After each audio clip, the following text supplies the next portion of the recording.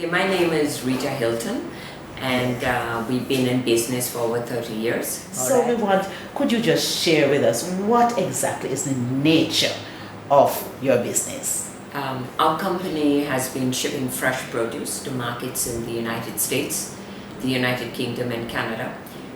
We have also shipped to the Eastern Caribbean, but there have been a lot of challenges in that marketplace.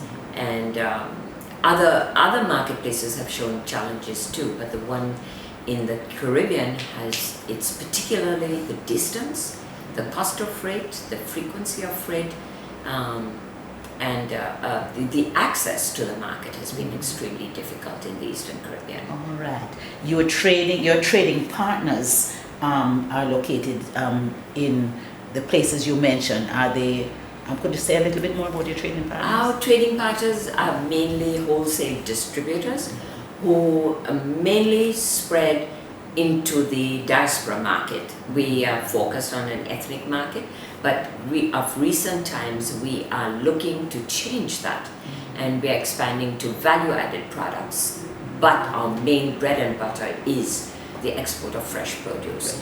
This sort of taste of the Caribbean, we are making that available to people who are homesick, who love their Caribbean foods, and that is the service we provide. We value our service in being on time, fresh, quality, and being responsive to clients' needs. Okay. Now, as a female, what are some of the challenges you experience as you carry out your business? The major challenge to begin with was accessing the marketplace, finding reliable business partners, and finance. When I started business, a female could not access finance on her own.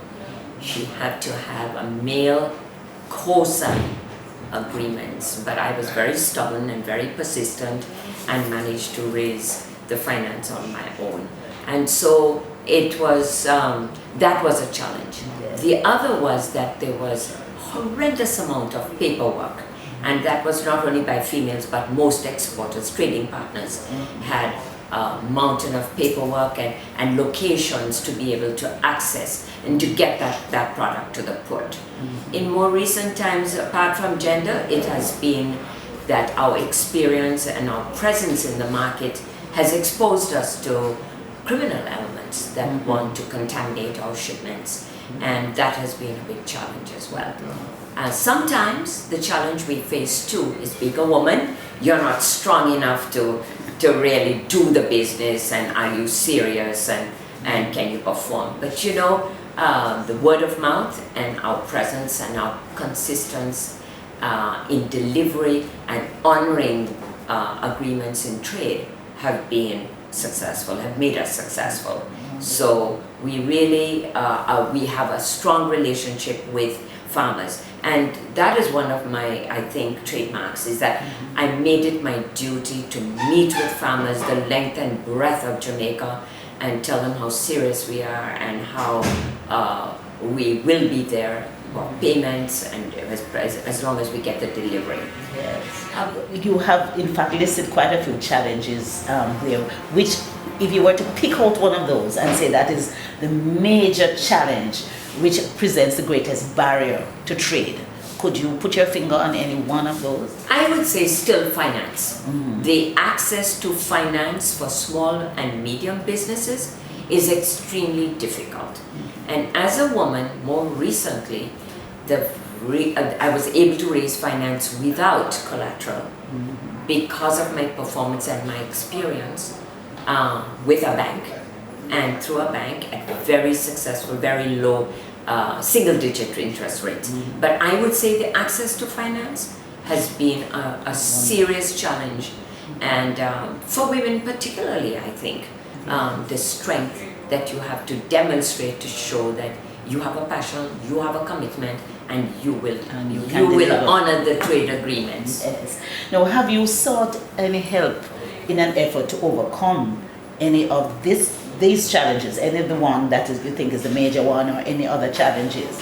Have you sought any help from any entity? We work very closely with the Jamaica Exporters Association. I am a past president of the association, and I have always been available to lobby, to be there when issues are discussed. I make it a point of duty to be there. We have mentored exporters, young and small exporters that are up and coming. I think that my willingness to share information, to be able to guide other exporters, has helped me to overcome some of these challenges. I work very closely with JAMPRO as well. We participate in trade shows. We offer help and assistance to companies that want to ship abroad and don't have the expertise.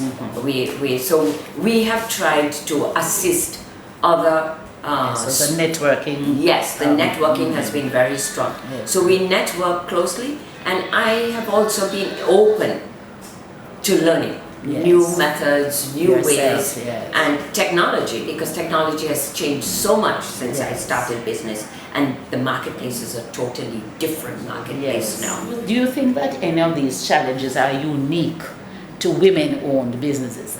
You touched on it a little earlier on.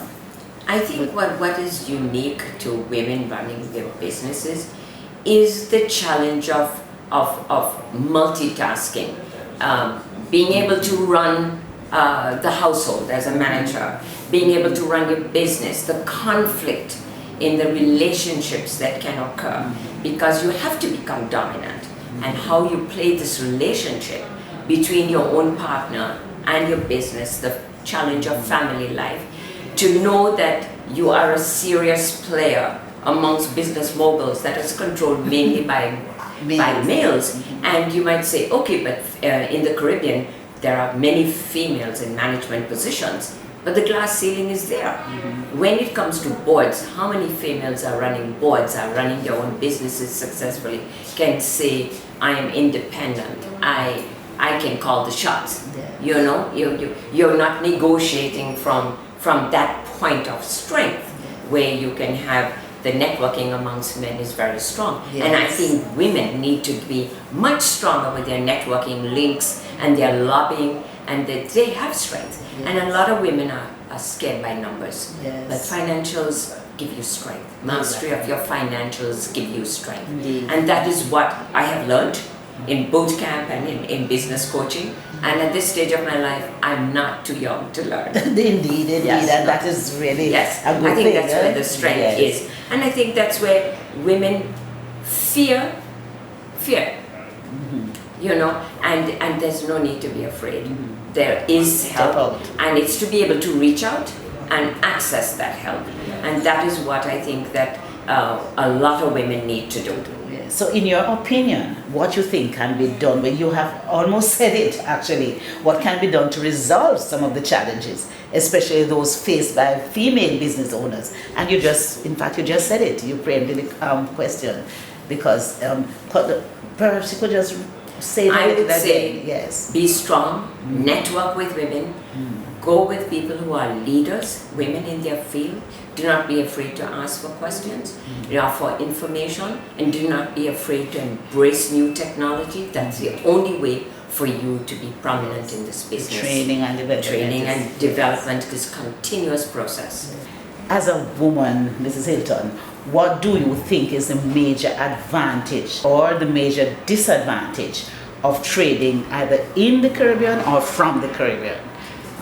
Our major product is fresh produce. Yes. And what we give is value for money. And we're giving that taste of the Caribbean, a fresh, wonderful flavor that cannot be duplicated. So you see that as an advantage? I see that as an advantage. The disadvantage is the distance, the cost of freight, the problems of getting it to market, right? That is the disadvantage. However, if we look forward and see, not only are we going to take this product out of the ground and ship it as it is with very minimal value added, we're looking at allowing housewives that flexibility of being able to prepare these meals in a way that is tasteful, that is exciting, and that it can be prepared very quickly. So we're looking at a frozen line, and we're also looking at health improvement by allowing people abroad to have access to Jamaican bush teas, as we call them, or nutraceuticals, because there's such tremendous health value. And most of these products grow organically. They're naturally growing, and so this is what people are looking: healthy, delightful ways of reliving the memories of home. So that's what we are creating. So you mentioned like with the jackfruit now, which is a big if you fruit. take the jackfruit, for example, which is a big clumsy fruit and is very expensive in terms of freight and difficult to put together, if you cut that, peg it, vacuum pack it, it's ready to eat, and it arrives almost fresh. And it's much lighter. And it's much lighter. And so we're adding value. Yeah. And to me, agriculture is going to be the mainstay of pulling people out of poverty in this country. That's what we want. I want, as a woman, to raise the quality of life of females who are the main breadwinners in this country. And that is my passion.